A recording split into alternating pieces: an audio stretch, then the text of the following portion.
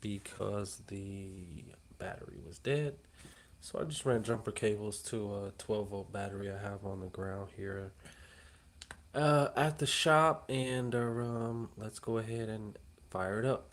Now, before I fire it up, let me tell you that the reason all of this came to fruition, which was to check the fuel and check the spark plugs, was because the engine would not idle or run above 3,000 or 4,000 RPMs, and there were major backfires when attempting to do so. The engine ran really rough. It sounded really weak, and you could totally tell something was wrong.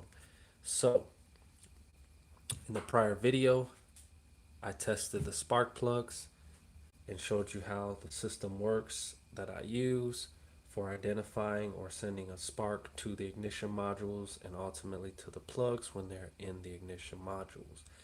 In this case, we had two plugs that were bad, and that totally explains why we had the issue. This video is purely just to see the end result, which I'm thinking is going, or hoping is going to be, a very strong running Rotax engine with no backfires, no misfires, and no issues going from a high RPM of 2 or 3,000 or maybe 4,000 back down to idle.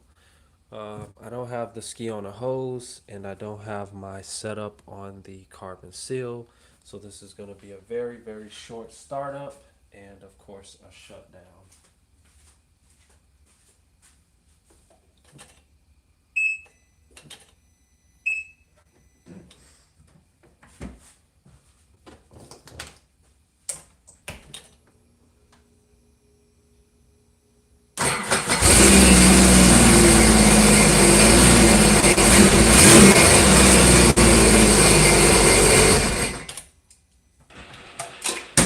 Okay, that's all I needed to see. We'll take the ski to the water. We'll do the rest of the testing there. Um, I don't like to run the ski at all unless it's hooked up to the water, especially for the carbon seal. So that's all you're gonna get today. I should have showed you post